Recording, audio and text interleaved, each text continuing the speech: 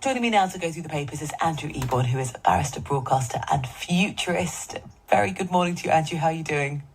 I'm doing pretty well. What about yourself? It's a pleasure to have you. Always a pleasure. I'm actually going on holiday tomorrow. It's my first official holiday since joining early breakfast at the end of January. Congratulations. So you've been all over the place on the radio. I love listening to you on every time of the day. So you deserve that holiday, Rosie. Where are you off to? I'm just going to Devon, but talking of holidays, we've got the chief executive of EasyJet on the programme in about half an hour's time, because it turns out we've just been talking with Terry all about sort of the pressures that we are all so acutely aware of when it comes to our finances. Travel is just amazingly resilient. Experiences and holidays are something that we're all choosing to spend on rather than other things, so we'll find out a bit more.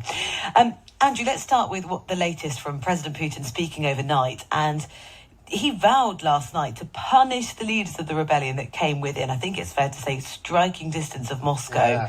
Yes. It's his pitch to try and say, look, I'm still in control.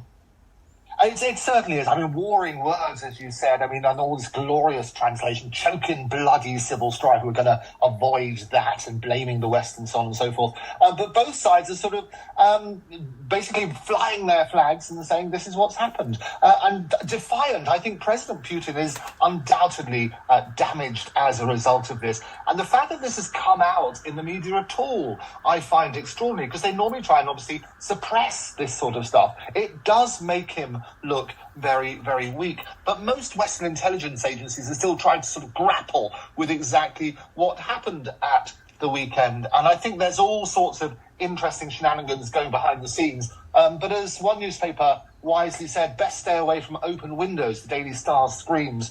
You might recall that Trotsky was several years before he was finished off with a pickaxe while he fed his rabbits on the afternoon of August the 20th, 1940. So this is not the end of the story, but I do think the reality is Putin has been very damaged by this. Yeah, and you get just comments. It's so difficult to actually ascertain what people are trying to convey. You know, the leader of the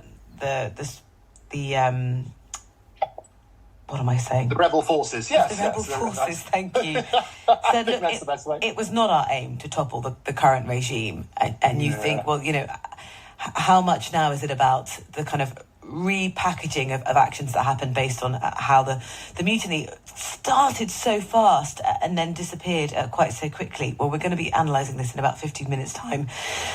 Let's move on, Andrew. Front page of The Guardian, and the Times have got this inside the paper as well, is the cost that the government have analysed, effectively £170,000 per person to send someone seeking asylum to Rwanda. It is just an extraordinary cost for a policy that so far has not got started.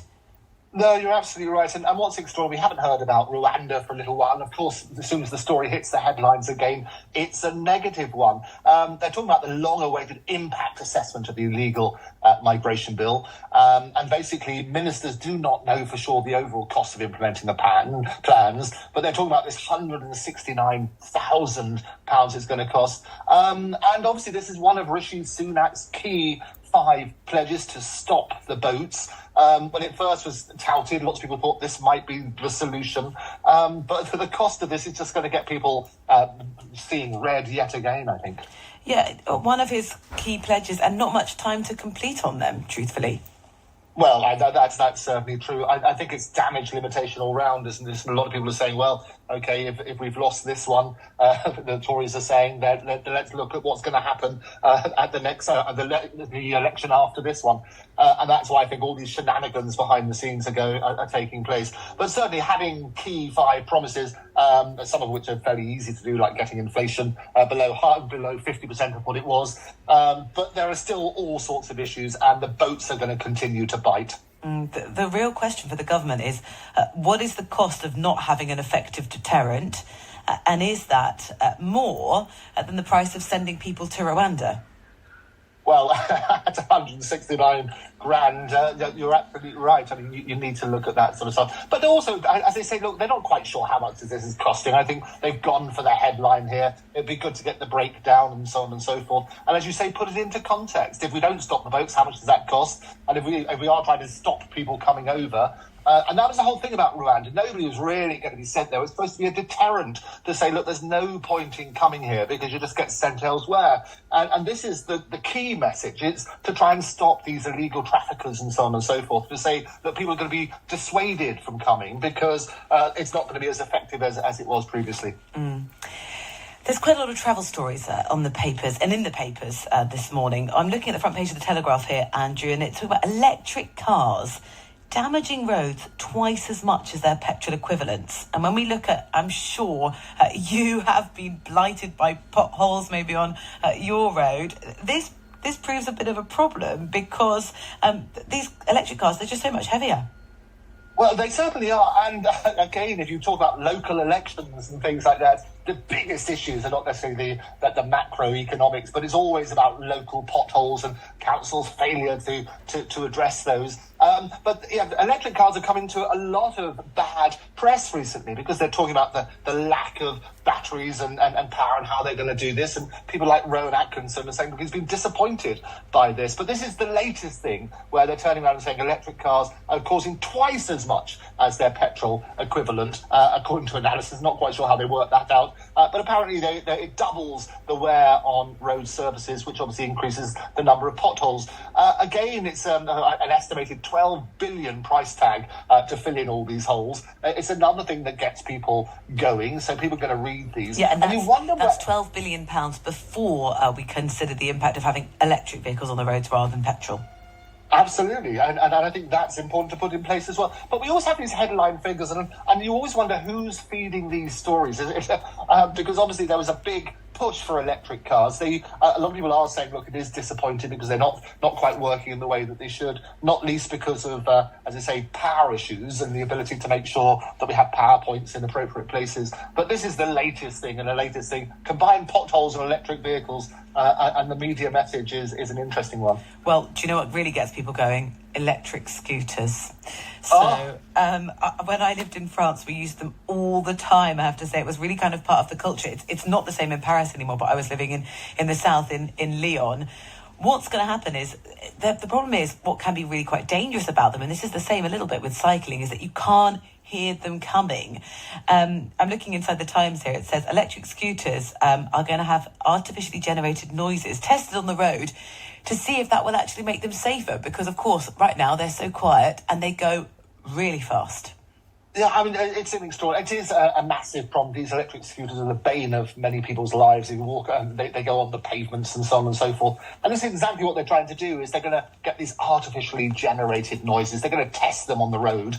And the researchers at the fantastic University of Salford in Manchester, they've developed a series of sounds which can be emitted by the often near silent devices, and they're going to alert pedestrians. So they're going to be doing some tests in partnership with the Royal National Institute for Blind People, and they're going to see if they work. And I do think it's extraordinary. The whole thing, we talk about electric cars as well, they're all supposed to be silent, and to make them noisy as a result is dealing with one problem, which is people getting run over by them. But the other problem is there should be much, much stricter rules. I think people shouldn't be riding them on pavements. I think the whole idea of safety it needs to be looked at. But also you then talk about, well, if they put them on electric scooters, then why not on bikes generally? Because they go incredibly fast, and cyclists everywhere are bumping into people at an appropriate moment. And it starts that huge debate about trying to unclog the roads. And you find these cycle lanes are getting wider and wider, whilst traditional vehicles, electric or otherwise, are obviously being put into smaller and smaller lanes. Yeah, and the legislation around e-scooters is so complicated anyway, but what actually is legal where and not, certainly not on the pavement, but so too, obviously, you're not allowed to cycle on the pavement either. Talking about sort of, I know this is your absolutely favourite topic, AI. Well, not necessarily AI so much, but the headline here is, the robot receptionist will see you now. And the NHS is looking at this 15-year workforce strategy to build a service, they say, that will be fit for the future. It looks like you could have a receptionist that doesn't have a human face. Oh, yes, absolutely. And this is what as you rightly say, this is what I've been predicting for years. And they're going to be introducing these sort of sides. The big thing about backlog is the great thing about technology. It will make our lives a lot easier. And that's what we need to look at. So these are the plans. They're going to start introducing ways of making things more efficient, which will be everything from sort of turning round and saying, okay, here's your checking in time. We can have a look at that and ease the congestion, if you like, of people trying to get appointments. And what Rishi Sunak has said is that they want to build a service which is fit for the future. And what they're saying, it can take up to 10 times faster than a human. Well, it's going to be significantly faster than that, actually, whilst also saving up to 30% in costs. And what's going to happen is these robotic process automation will plan operations and so on and so forth. And I think it's actually going to be much wider than that, because you look at all these great stories about AI solving all sorts of problems, about basically dealing with superbugs, finding cures for cancer and early detection. It is indeed the future. And as you rightly say, I've been an advocate of this for a long time. So it's good that virtually every day, Back to the Futurist, Andrew Eborn, does continue to hit the headlines. And this is a good story that we are embracing robotics. And I think the more that people it's things like helping with appointments and scheduling operations. We know that this has been sort of announced in partnership with also a pledge to say they're going to double the number of people who'll be training to do jobs like nurses and doctors. So it's sort of, as well as increased workforce of people and automation at the same time. Something that we would be very sad if was automated as well is our orchestras. Front page of the Times here, Andrew, there is real concern. You can understand why when it looks at things like the cost of learning a musical instrument, that classical music is becoming the preserve of the privately educated because state school children do not routinely learn instruments. Yes, it's quite sad. It's Dame Catherine McDowell, who's the managing director of the brilliant London Symphony Orchestra. She says that Britain is at risk of losing a pipeline of talent. And she does the comparison with the footsteps of acting, where she says there's lots of privately educated actors, and she talks about Eddie Redmayne and Damian Lewis and Benedict Cumberbatch and so on and so forth, all of whom either went to Eton or Harrow. I'm not sure that's entirely true. I mean, it's certainly actors come from every walk of life, and that's the whole point, is you're depicting people from every walk of life. It is essential, I think, that people have access to learning a musical instrument. I myself was a trustee of the London Suzuki School, which you might remember those great pictures of Shinichi Suzuki with all the little 3-year-old violin playing children. I grew up in a household where one of my sisters learned the cello via Suzuki method, and it caused much hilarity to her sisters because for about a year she played the cello without actually having a cello. It was all about just posture and how to hold a bow and kind of rhythm. So it was always like, I'm playing the cello without a cello. But methods like that, you are going to find that it is easier for households of, middle class, have got more disposable income, are going to, put their children through, pay for a cello or Suzuki lessons. And the concern is that they need to make sure, orchestras, that, music, playing music, even things like singing, going to choirs, is not the preserve of people who've got more disposable income.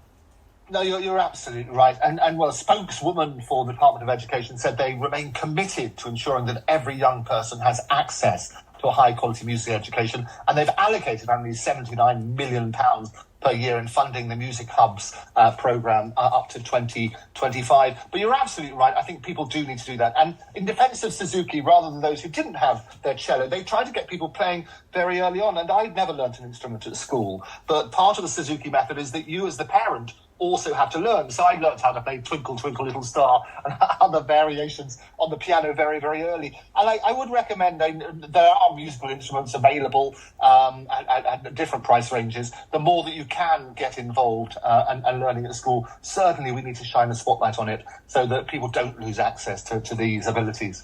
Andrew, thank you so much. Andrew Eborn, barrister, broadcaster, futurist and president of Octopus TV, going through the papers with me this morning. It's 5:32.